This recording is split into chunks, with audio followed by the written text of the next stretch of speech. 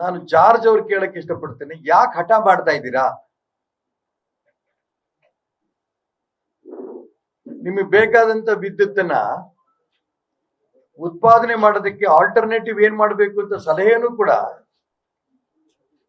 ಎಲ್ಲ ಪರಿಸರವಾದಿಗಳು ಕೂಡ ಕೊಟ್ಟಿದ್ದಾರೆ.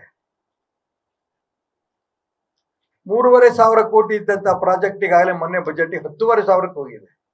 10,500 ಕೋಟಿ.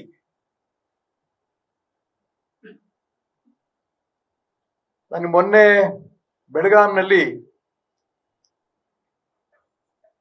ಶ್ರೀಯುತ ವಿಶ್ವೇಶ್ವರ ಹೆಗಡೆ ಕಾಗೇರಿಯವರು ಸಿಕ್ಕಿದ್ರು, MP ಅವರು.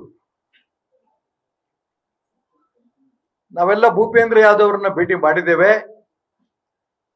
ರಾಜ್ಯ ಸರ್ಕಾರದಿಂದ ತುಂಬಾ ಒತ್ತಡ ಇದೆ, ಆದ್ರೂ ಕೂಡ ನಾವು ಆ ದಿಕ್ಕಿನಲ್ಲಿ ಗಮನ ಹರಿಸ್ತಾ ಇಲ್ಲ.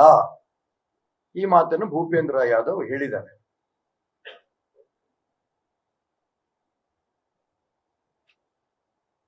ಭ್ರಷ್ಟಾಚಾರಕ್ಕೆ ಒಂದು ಅವಕಾಶ, ದುಡ್ಡು ಮಾಡಕ್ಕೆ ಇದೊಂದು ಅವಕಾಶ ಅನ್ನಂತ ಭಾವನೆಯನ್ನ ಜನರಲ್ಲಿ ಬಂದಿರೋದನ್ನ ತಪ್ಪಿಸ್ಬೇಕು. ಯಾವ ಕಾರಣಕ್ಕೂ ಕೂಡ, ಯಾವ ಕಾರಣಕ್ಕೆ ಮಾನ್ಯ ಕುಮಾರಸ್ವಾಮಿ ಅವರು ತಿಳಿಸಿದ್ರು ಆ ದಿಕ್ಕಿನಲ್ಲಿ ಈ ಪ್ರಾಜೆಕ್ಟ್ ಅನ್ನು ಕೈ ಬಿಡಬೇಕು ಅನ್ನಂತ ಒತ್ತಾಯವನ್ನ ನಾವೆಲ್ಲರೂ ಕೂಡ ಶಿವಮೊಗ್ಗದ ಕಾರ್ಯಕರ್ತರು ಅಲ್ಲಿ ಹೋಗ್ತಾ ಇದ್ದೇವೆ. ಯಾವ ಕಾರಣಕ್ಕೂ ಕೂಡ ಈ ಯೋಜನೆ ಆಗೋದಕ್ಕೆ ನಾವು ಬಿಡಲ್ಲ. ಇದನ್ನ ಮಾಡಬೇಕು ಅಂತ ನಿಮ್ಗೆ ಯಾರು ಹೇಳಿದ್ದಾರೆ?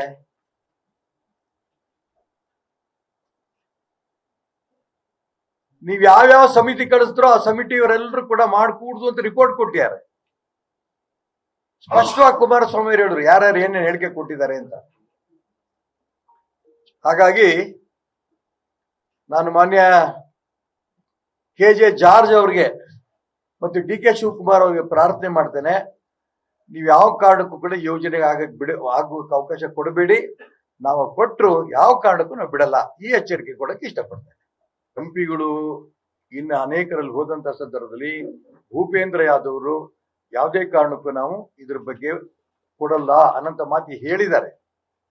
ಕೇಂದ್ರದ ಆಸಕ್ತಿ ಇದ್ದಿದ್ರೆ ಈ ಉತ್ತರ ಅವ್ರು ಕೊಡ್ತಿರ್ಲಿಲ್ಲ.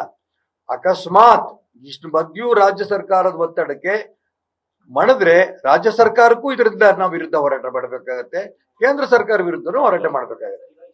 ಅಲ್ಲ, ನೀವು ಪ್ರಾಜೆಕ್ಟ್ ಇಟ್ಕೊಂಡಿದ್ದೀರಿ ಅಂತ ಅದೆಲ್ಲದನ್ನು ನಾವು ಕೊಡಲ್ಲ ಅಂತ ಹೇಳಕ್ ಬರುತ್ತಾ ಕೇಂದ್ರದವರು? ಅಲ್ಲಿ ಹೋದಂತ ಸಂದರ್ಭದಲ್ಲಿ ಇಲ್ಲ ಅಂತಾರೆ.